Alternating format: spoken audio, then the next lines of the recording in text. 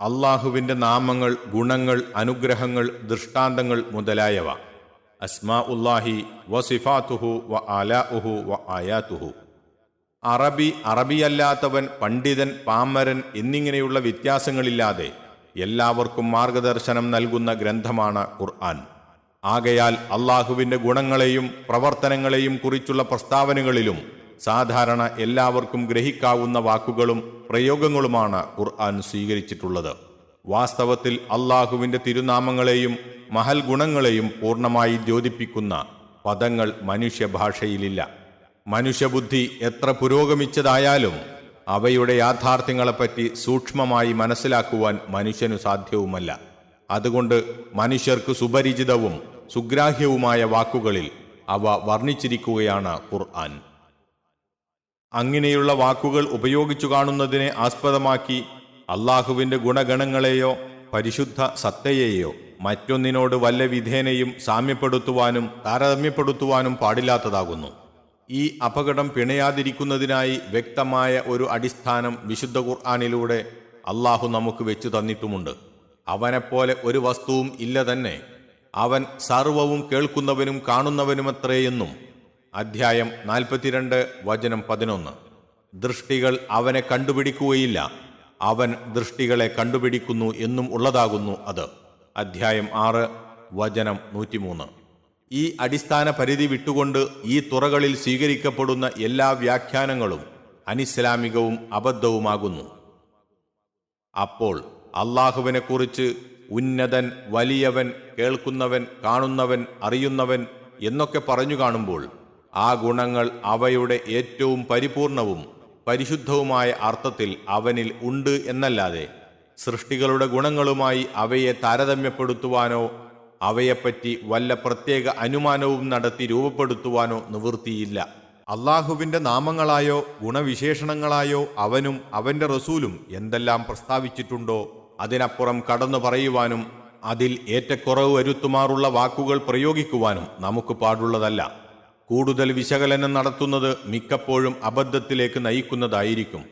ഇസ്ലാമിൻ്റെ ഋജുവായ പാതയിൽ നിന്ന് പിഴച്ചു പോകുവാൻ ഇടവന്ന മിക്ക കക്ഷികളും അള്ളാഹുവിൻ്റെ നാമങ്ങളുടെയും ഗുണങ്ങളുടെയും വ്യാഖ്യാനത്തിൽ നിന്നാണ് പിഴച്ചു പോയിട്ടുള്ളതെന്നും പോയിക്കൊണ്ടിരിക്കുന്നതെന്നുമുള്ള വസ്തുത ഇവിടെ പ്രത്യേകം പ്രസ്താവ്യമാകുന്നു.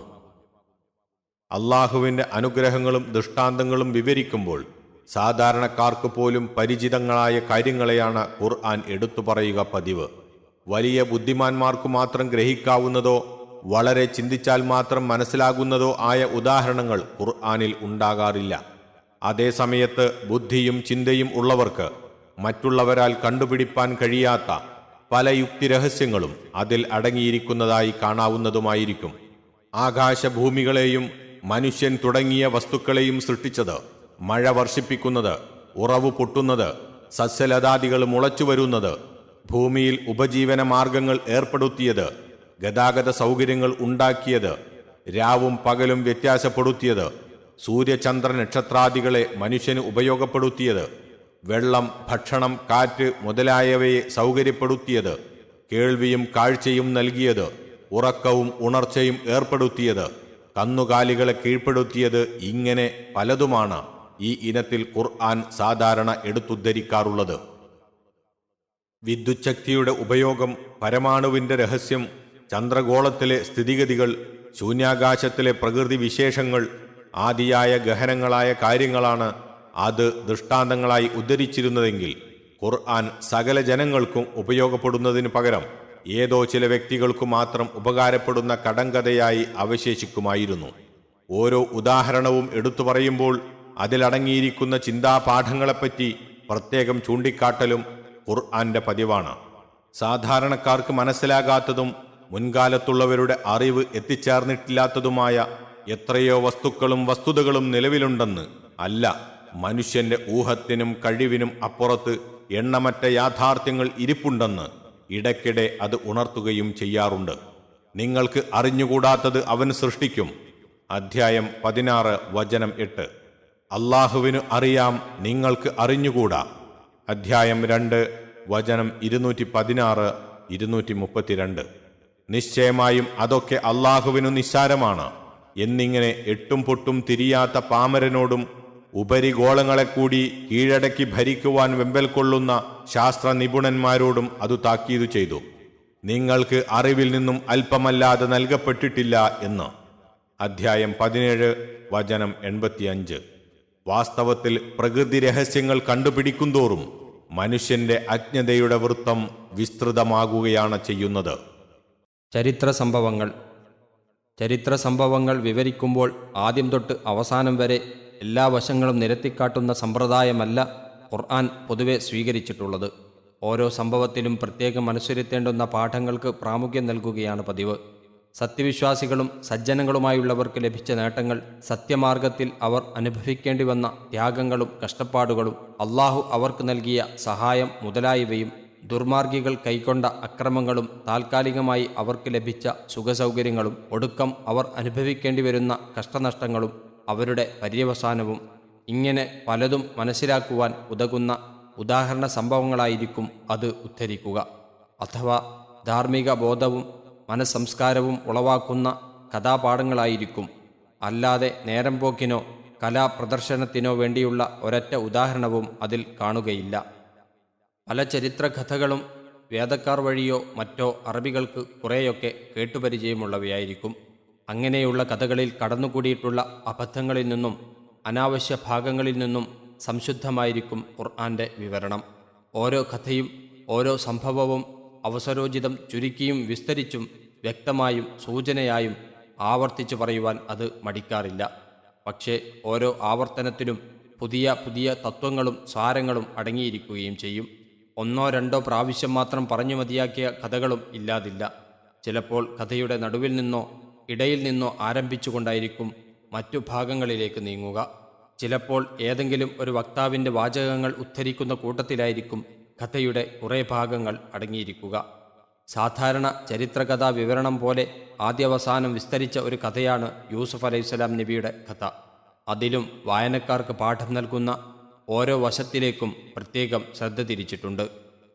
ആദം അലൈഹിസ്സലാം നബിയെ സൃഷ്ടിച്ചത്, മലക്കുകൾ അദ്ദേഹത്തിന് സുജൂദ് ചെയ്തത്, ഇബ്ലീസ് അതിന് വിസമ്മതിച്ചത്, അവൻ അള്ളാഹുവിൻ്റെ ശാപകോപങ്ങൾക്ക് പാത്രമായത്, അവൻ മനുഷ്യൻ്റെ ശത്രുവായി തീർന്നത്, പ്രവാചകന്മാരായ നൂഹ്, ഹൂദ്, സ്വാലിഹ്, ഇബ്രാഹിം, ലൂത്ത്, ശുഐബ് അലൈഹിമുസ്സലാം എന്നീ നബിമാരുടെയും അവരുടെ ജനതകളുടെയും കഥകൾ, മൂസ അലൈഹിസ്സലാം, ഫിർഔൻ, ഇസ്രായേല്യർ എന്നിവരുടെ കഥകൾ, മൂസ അലൈഹിസ്സലാം നബിയുടെ കൈക്ക് വെളിപ്പെട്ട ദൃഷ്ടാന്തങ്ങൾ, ദാവൂദ് അലൈഹിസ്സലാം നബിയുടെയും സുലൈമാൻ അലൈഹിസ്സലാം നബിയുടെയും കഥ, അവർക്ക് നൽകപ്പെട്ട പ്രത്യേകാനുഗ്രഹങ്ങൾ, അയ്യൂബ് അലൈഹിസ്സലാം നബിക്കും യൂനുസ് അലൈഹിസ്സലാം നബിക്കും നേരിട്ട പരീക്ഷണങ്ങളും തുടർന്നു ലഭിച്ച ദൈവകാരുണ്യങ്ങളും, സക്കരിയ അലൈഹിസ്സലാം നബിയുടെ പ്രാർത്ഥനാഫലം, ഈസാ അലൈഹിസ്സലാം നബിയുടെ ജനന സംഭവം, അദ്ദേഹത്തിൻ്റെ കൈക്കുണ്ടായ ദൃഷ്ടാന്തങ്ങൾ എന്നിവയെല്ലാം പലവട്ടം ആവർത്തിക്കപ്പെട്ടിട്ടുള്ളവയാണ്. ഇബ്രാഹിം അലൈഹിസ്സലാം നബിയും നമ്രൂദ് രാജാവും തമ്മിലുണ്ടായ വാദപ്രതിവാദം, ഇബ്രാഹിം അലൈഹിസ്സലാം നബിക്ക് പക്ഷികളെ ജീവിപ്പിച്ചു കൊടുത്തത്, ഇസ്മായിൽ അലൈഹിസ്സലാം നബിയുടെ ബലിസംഭവം, യൂസുഫ് അലൈഹിസ്സലാം നബിയുടെ കഥ, മൂസ അലൈഹിസ്സലാം നബിയുടെ ജനനകഥ, അദ്ദേഹം ഹിബത്തിയെ കൊന്നത്, മദിയനിലേക്ക് പോയത്, വിവാഹം കഴിച്ചത്, അള്ളാഹുവിൻ്റെ വചനം കേട്ടത്, ഇസ്രായേല്യർ പശുവിനെ അറുത്തത്, മൂസ അലൈഹിസ്സലാം നബിയും ഖിളുർ അലൈഹിസ്സലാമും ഒരുമിച്ചു കൂടിയത്, ത്വാലൂത്തിൻ്റെയും ജാലൂത്തിൻ്റെയും കഥ, സബയിലെ രാജ്ഞിയുടെ അഥവാ ബിൽക്കീസിൻ്റെയും സുലൈമാൻ അലൈഹിസ്സലാം നബിയുടെയും കഥ, ഗുഹാവാസികളുടെ അഥവാ അസ്ഹാബുൽ കഹ്ഫിൻ്റെ കഥ, ദുൽഖർനൈനിയുടെ കഥ മുതലായ പലതും അധികം ആവർത്തിക്കപ്പെട്ടിട്ടില്ലാത്തവയാകുന്നു. തൗഹീദിനെ സംബന്ധിച്ച കാര്യങ്ങൾ, സദാചാരോപദേശങ്ങൾ, ദുരാചാരങ്ങളെക്കുറിച്ചുള്ള താക്കീതുകൾ, നബിമാരോട് സമുദായങ്ങൾ നടത്തിയ വാഗ്വാദങ്ങൾ, അതിൻ്റെ മറുപടികൾ, നബിമാർക്കും സത്യവിശ്വാസികൾക്കും രക്ഷയും സഹായവും ലഭിച്ചത്, അവർ നന്ദി കാണിച്ചത്, എതിരാളികൾ അനുഭവിക്കേണ്ടി വന്ന യാതനകൾ എന്നിത്യാദി വശങ്ങൾ അവയിലെല്ലാം പ്രത്യേകം എടുത്തു പറയപ്പെട്ടിരിക്കും. വർത്തമാനകാല സംഭവങ്ങൾ. മേൽപ്പറഞ്ഞ കഥകളെല്ലാം നബി സല്ലല്ലാഹു അലൈഹി വസല്ലമക്ക് മുമ്പ് കഴിഞ്ഞ സംഭവങ്ങളാണല്ലോ. നബി സല്ലല്ലാഹു അലൈഹി വസല്ലമയുടെ കാലത്ത് നടന്ന പല സംഭവങ്ങളും ഖുർആനിൽ പ്രസ്താവിച്ചിട്ടുണ്ട്. ഈ രണ്ട് തരത്തിലുള്ള സംഭവങ്ങൾ വിവരിക്കുന്നതിൽ ഖുർആൻ ചില വ്യത്യാസങ്ങൾ സ്വീകരിച്ചു കാണാം. അത് അനുസരിത്തേണ്ടതാകുന്നു. വർത്തമാനകാല സംഭവങ്ങൾ വിവരിക്കുമ്പോൾ അവ സൂചനാരൂപത്തിലായിരിക്കും മിക്കവാറും പ്രസ്താവിക്കപ്പെടുക. മാത്രമല്ല, ചുരുക്കം ചില സംഭവങ്ങൾ ഒഴിച്ച് ബാക്കിയുള്ളതിലെല്ലാം കഥാപാത്രങ്ങളുടെ പേർ പ്രസ്താവിക്കപ്പെടാറുമില്ല. ശ്രോതാക്കളുടെ ഇടയിൽ വെച്ച് നടന്ന സംഭവങ്ങളായതുകൊണ്ട് പേര് പറയാതെ തന്നെ കാര്യം മനസ്സിലാക്കാമെന്നത് മാത്രമല്ല അതിനു കാരണം. സമുദായത്തിലെ ഭാവി തലമുറകളിൽ അവ ഉദ്ധരിച്ചതിൻ്റെ താൽപ്പര്യം കഥാപാത്രങ്ങളിൽ മാത്രം ഒതുങ്ങി നിൽക്കുന്നതാണെന്ന് കരുതപ്പെടാതിരിക്കുവാനും കൂടിയാകുന്നു അത്. ഇതിനെപ്പറ്റി കൂടുതൽ വിവരം താഴെ വരുന്നതാണ് ഇൻഷാ അള്ളാഹ്. സൂറത്തു അൻഫാലിൽ ബദർ യുദ്ധവും, ആലു ഇമ്രാനിൽ ഉഹുദും, അഹ്സാബിൽ ഖന്തക്കും, ഫത്ഹിൽ ഹുദൈബിയ സംഭവവും, ഹശ്റിൽ ബനു നദീറും, ബറാഅത്തിൽ തബൂക്കും, അഹ്സാബിൽ സൈനബ റളിയല്ലാഹുഅൻഹയുടെ വിവാഹവും, നൂറിൽ ആയിഷ റളിയല്ലാഹുഅൻഹയുടെ പേരിലുണ്ടായ ആരോപണ സംഭവവും, അഹ്ഖാഫിലും ജിന്നിലും ജിന്നുകൾ ഖുർആൻ കേട്ടതും, ബനു ഇസ്രായീലിൽ നബി സല്ലല്ലാഹു അലൈഹി വസല്ലമ ബൈത്തുൽ മുഖദ്ദസിലേക്ക് രാവുയാത്ര അഥവാ ഇസ്രാ ചെയ്തതും സൂചിപ്പിക്കപ്പെട്ടിരിക്കുന്നു. കൂടാതെ സത്യവിശ്വാസികളിൽ ചിലരുടെ മാതൃകാ സേവനങ്ങളും ത്യാഗങ്ങളും, അവിശ്വാസികളിൽ ചിലരുടെ കടുത്ത പ്രവർത്തനങ്ങളും, കപടവിശ്വാസികളുടെ ചില ഗൂഢപ്രവർത്തനങ്ങളും അവിടവിടെ ചൂണ്ടിക്കാട്ടപ്പെട്ടിട്ടുണ്ട്. മതനിയമങ്ങളും അനുഷ്ഠാന മുറകളും. കാലദേശവ്യത്യാസമില്ലാതെ സകല ജനങ്ങൾക്കും റസൂലായി നിശ്ചയിക്കപ്പെട്ട അന്ത്യപ്രവാചകനായ മുഹമ്മദ് മുസ്തഫ സ്വല്ലല്ലാഹു അലൈഹി വസല്ലമ മുഖേന ലോകരക്ഷിതാവ് നൽകിയ നിയമസംഹിതയാണ് ഇസ്ലാം ശരീഅത്ത്. അതിൻ്റെ മൂലപ്രമാണമാണ് ഖുർആൻ. ആ നിയമസംഹിത മനുഷ്യവർഗത്തിൻ്റെ ചെറുതും വലുതുമായ എല്ലാ പ്രശ്നങ്ങൾക്കും പരിഹാരം കാണുന്നതും ജീവിതത്തിൻ്റെ എല്ലാ വശങ്ങളെയും സ്പർശിക്കുന്നതുമായിരിക്കണം. അതിൻ്റെ മൂലപ്രമാണം അതിനു തക്കവണ്ണം സാർവജനീനവും സാർവത്രികവുമായിരിക്കുകയും വേണം. അങ്ങനെ തന്നെയാണുള്ളതും. അൽഹംദുലില്ലാ. അള്ളാഹു പറയുന്നത് നോക്കുക: എല്ലാ കാര്യങ്ങൾക്കും വിവരണമായിക്കൊണ്ടും മുസ്ലിങ്ങൾക്ക് മാർഗദർശനവും കാരുണ്യവും സന്തോഷവാർത്തയുമായിക്കൊണ്ടും നാം നിനക്ക് വേദഗ്രന്ഥം ഇറക്കി തന്നിരിക്കുന്നു. സൂറത്തു നഹൽ വചനം 89. എന്നാൽ ലോകാവസാനം വരെയുള്ള മനുഷ്യരിൽ നവങ്ങളായി ഉണ്ടായിക്കൊണ്ടിരിക്കുന്ന ഓരോ കാര്യവും തൊട്ടെണ്ണി അവക്ക് പ്രത്യേകം വിധി നിർണയിക്കുക എന്നുള്ളത് അള്ളാഹുവിനെ സംബന്ധിച്ചിടത്തോളം പ്രയാസകരമല്ലെങ്കിലും മനുഷ്യനെ സംബന്ധിച്ചിടത്തോളം ഏറ്റുവാങ്ങുക അസാധ്യമായിരിക്കുന്നതാണ്. അത് യുക്തിക്കും മനുഷ്യപ്രകൃതിക്കും അനുയോജ്യമായിരിക്കുകയുമില്ല. ആകയാൽ ഒരു സാർവലൗകിക മതഗ്രന്ഥവും സാർവജനീനമായ നിയമസംഹിതയും അഥവാ ഒരു ലോക ഭരണഘടന എന്ന നിലക്ക് ഖുർആൻ സ്വീകരിച്ചിട്ടുള്ള നയം സാമാന്യമായി ഇങ്ങനെ സംഗ്രഹിക്കാവുന്നതാണ്. 1. വിവിധ തുറകളിലുള്ള പല കാര്യങ്ങളെക്കുറിച്ചും അവയുടെ മതവിധി ഇന്നതാണെന്ന് അത് വ്യക്തമായി പ്രസ്താവിച്ചു. പലതിൻ്റെയും അനുഷ്ഠാനക്രമങ്ങൾ പ്രത്യേകം വ്യക്തമാക്കുകയും ചെയ്തു. 2. വ്യക്തമായ ഭാഷയിൽ പ്രഖ്യാപിക്കപ്പെട്ടിട്ടില്ലാത്ത എല്ലാ ഭാഗങ്ങളും വചനം മൂലവും പ്രവൃത്തി മൂലവും വിവരിച്ചു കൊടുക്കുവാൻ അത് നബി സല്ലല്ലാഹു അലൈഹി വസല്ലമയെ ചുമതലപ്പെടുത്തി. നബി സല്ലല്ലാഹു അലൈഹി വസല്ലമയോട് അള്ളാഹു ഇപ്രകാരം പറഞ്ഞു: ജനങ്ങൾക്ക് ഇറക്കപ്പെട്ടിട്ടുള്ളതിനെ നീ അവർക്ക് വിവരിച്ചു കൊടുക്കുവാൻ വേണ്ടി നാം നിനക്ക് ഉത്ബോധനം അഥവാ ഖുർആൻ ഇറക്കി തന്നിരിക്കുന്നു, അവർ ചിന്തിക്കുവാൻ വേണ്ടിയും. സൂറത്തു നഹൽ വചനം 44. നബി സല്ലല്ലാഹു അലൈഹി വസല്ലമ തിരുമേനി എന്തു കാണിച്ചു തന്നുവോ അതെല്ലാം സ്വീകരിക്കണമെന്നും അവിടുന്ന് എന്ത് നിരോധിച്ചുവോ അതെല്ലാം വർജിക്കണമെന്നും അവൻ നമ്മോടും കൽപ്പിച്ചു. റസൂൽ നിങ്ങൾക്ക് എന്തു കൊണ്ടു തന്നുവോ അത് നിങ്ങൾ എടുത്തുകൊള്ളുവീൻ. അദ്ദേഹം നിങ്ങളോട് ഏതൊന്നിനെക്കുറിച്ച് വിരോധിച്ചുവോ അതിൽ നിന്ന് നിങ്ങൾ വിരമിക്കുകയും ചെയ്യുവീൻ. സൂറത്തുൽ ഹശ്ർ വചനം 7. അദ്ദേഹം പറഞ്ഞു തരുന്നതെല്ലാം അള്ളാഹുവിൻ്റെ സന്ദേശങ്ങളായിരിക്കുമെന്നും അവൻ നമ്മെ അറിയിച്ചിരിക്കുന്നു. അദ്ദേഹം ഇച്ഛയനുസരിച്ച് സംസാരിക്കുകയില്ല. അത് അദ്ദേഹത്തിന് നൽകപ്പെടുന്ന വഹിയല്ലാതെ മറ്റൊന്നുമല്ല. സൂറത്തുൻ നജ്മ് 3-4 വചനങ്ങൾ. ചുമതലപ്പെടുത്തപ്പെട്ട കൃത്യം അവിടുന്ന് ശരിക്കും നിർവഹിക്കുകയും ചെയ്തിരിക്കുന്നു. അവിടുന്ന് ഇങ്ങനെ പ്രഖ്യാപനവും ചെയ്തു: ഫഇന്ന ഖൈറൽ ഹദീഥി കിതാബുല്ലാ വഖൈറൽ ഹദീ മുഹമ്മദിൻ വശറൽ ഉമൂരി മുഹ്ദസാതുഹാ വകുല്ല ബിദ്അത്തിൻ ളലാല. വർത്തമാനത്തിൽ ഏറ്റവും ഗുണകരമായത് അള്ളാഹുവിൻ്റെ കിതാബും ചര്യയിൽ ഏറ്റവും ഗുണകരമായത് മുഹമ്മദ് സല്ലല്ലാഹു അലൈഹി വസല്ലമയുടെ ചര്യയുമാകുന്നു. കാര്യങ്ങളിൽ ഏറ്റവും ദോഷകരമായത് പുതുതായി നിർമ്മിക്കപ്പെട്ടവയാകുന്നു. എല്ലാ നവീന നിർമ്മിതവും ദുർമാർഗവുമാകുന്നു. മുസ്ലിം. 3. ഖുർആനിൽ നിന്നോ നബിചര്യയിൽ നിന്നോ വ്യക്തമായി വിധി മനസ്സിലാക്കുവാൻ കഴിയാതെ വരുന്ന സന്ദർഭങ്ങളിൽ അവ രണ്ടിലും അടങ്ങിയിരിക്കുന്ന അംഗീകൃത തത്വങ്ങളുടെയും സദൃശങ്ങളായ വിധികളുടെയും വെളിച്ചത്തിൽ ഏതു പ്രശ്നങ്ങൾക്കും പരിഹാരം കാണുവാനും മതവിധി മനസ്സിലാക്കുവാനും മുസ്ലിം സമുദായത്തിലെ ഉത്തരവാദപ്പെട്ട അഥവാ കഴിവുറ്റ ആളുകൾക്ക് അത് അനുമതിയും പ്രോത്സാഹനവും നൽകിയിരിക്കുന്നു. അള്ളാഹു പറയുന്നു: നിനക്ക് നാം അവതരിപ്പിച്ചു തന്നിട്ടുള്ള അനുഗ്രഹീതമായ ഒരു ഗ്രന്ഥമാണിത്. അവർ അഥവാ ജനങ്ങൾ അതിൻ്റെ ആയത്തുകൾ ഉറ്റാലോചിക്കുവാനും ബുദ്ധിമാന്മാർ ചിന്തിക്കുവാനും വേണ്ടിയാണിത്. സൂറത്തു സ്വാദ് വചനം 29.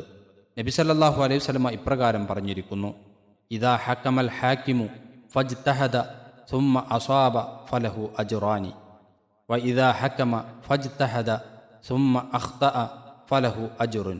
സാരം: ഒരു വിധികർത്താവ് വിധി പറയുമ്പോൾ അയാൾ സത്യം കണ്ടുപിടിക്കാനായി പരിശ്രമം നടത്തുകയും അങ്ങനെ വാസ്തവം കണ്ടുപിടിക്കുകയും ചെയ്താൽ അയാൾക്ക് 2 പ്രതിഫലമുണ്ട്.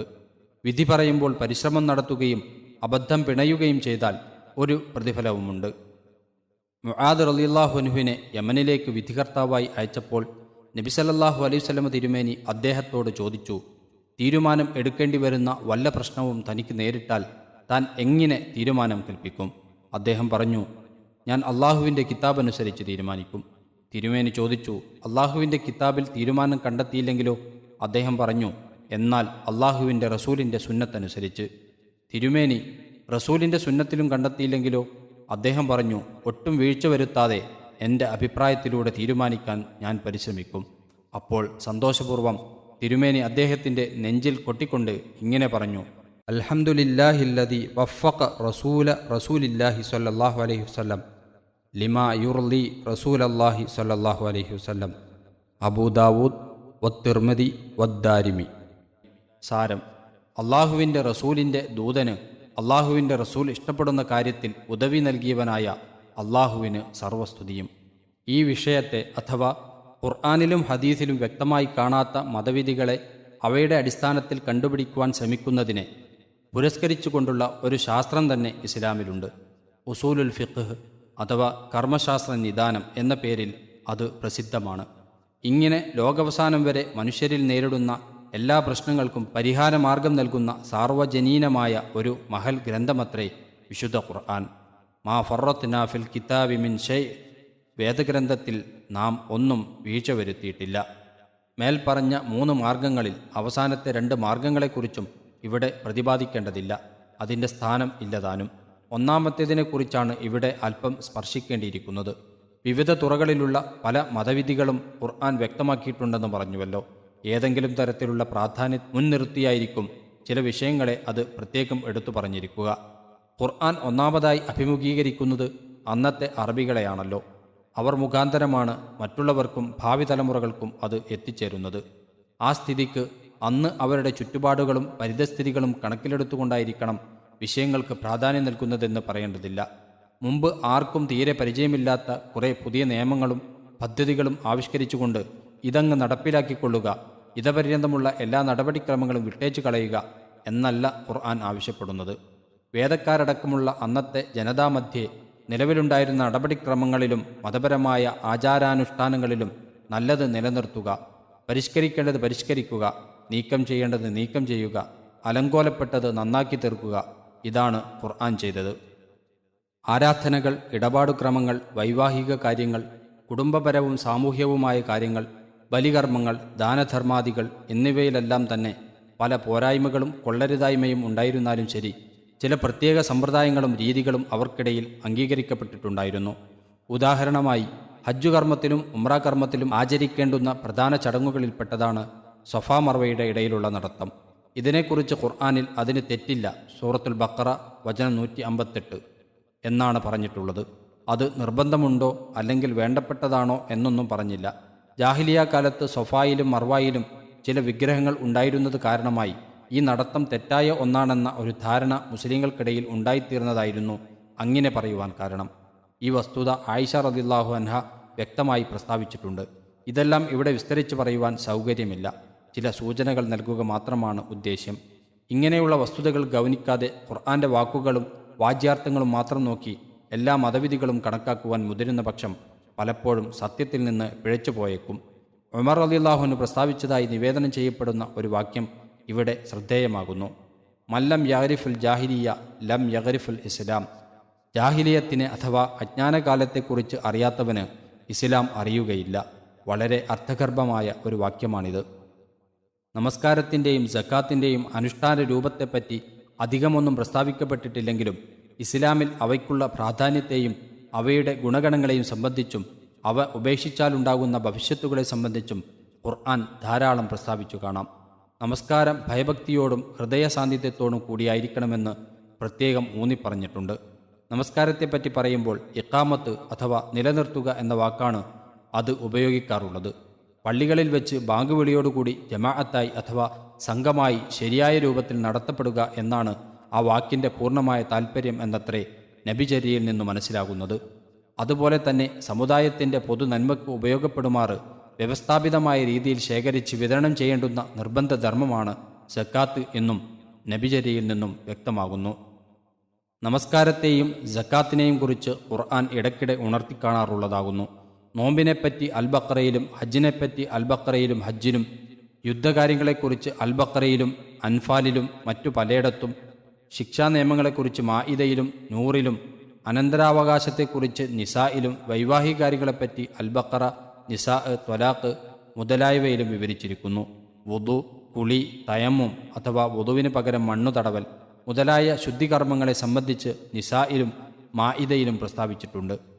മുതലിടപാടുകളെപ്പറ്റി അൽ-ബഖറയിൽ പലതും കാണാം.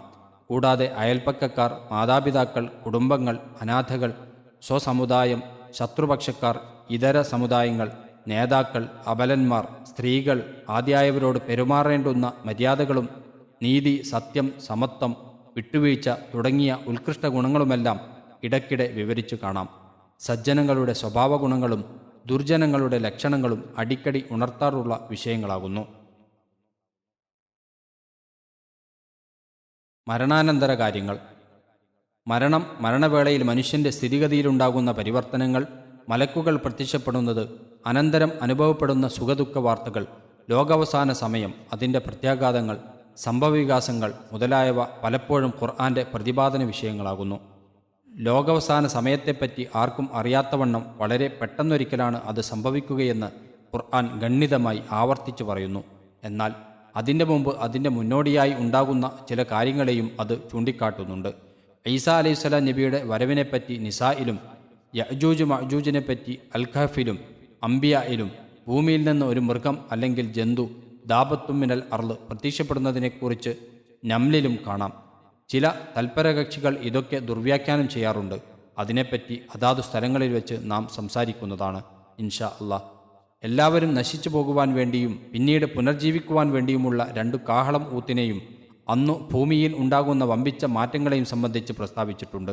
വിചാരണക്കായി എല്ലാവരെയും ഒരുമിച്ച് കൂട്ടുന്നത്, ഓരോരുത്തരുടെയും നന്മതിന്മകൾ രേഖപ്പെടുത്തപ്പെട്ട ഗ്രന്ഥങ്ങൾ അവരവർക്ക് നൽകുന്നത്, അള്ളാഹു എല്ലാവരെയും വിചാരണ നടത്തുന്നത്, പലതരത്തിലുള്ള സാക്ഷികൾ തെളിവിന് കൊണ്ടുവരപ്പെടുന്നത്, നന്മതിന്മകൾ തൂക്കിക്കണക്കാക്കപ്പെടുന്നത്, സത്യവിശ്വാസികളെ സ്വർഗത്തിലേക്ക് സാദരം കൊണ്ടുപോകുന്നത്, അവർക്ക് അവിടെ ലഭിക്കുന്ന അവർണ്ണനീയമായ സുഖസൗകര്യങ്ങൾ, അവിശ്വാസികളെയും പാപികളെയും നരകത്തിലേക്ക് കൊണ്ടുപോകുന്നത്, അവർ അനുഭവിക്കേണ്ടി വരുന്ന കഠോരമായ ശിക്ഷകൾ, സ്വർഗക്കാരും നരകക്കാരും തമ്മിൽ നടക്കുന്ന ചില സംഭാഷണങ്ങൾ എന്നിങ്ങനെ പലതും ചിലയിടത്ത് സംക്ഷിപ്തമായും മറ്റു ചില സ്ഥലത്ത് സവിസ്തരമായും ആവർത്തിച്ച് പറഞ്ഞിട്ടുണ്ട്.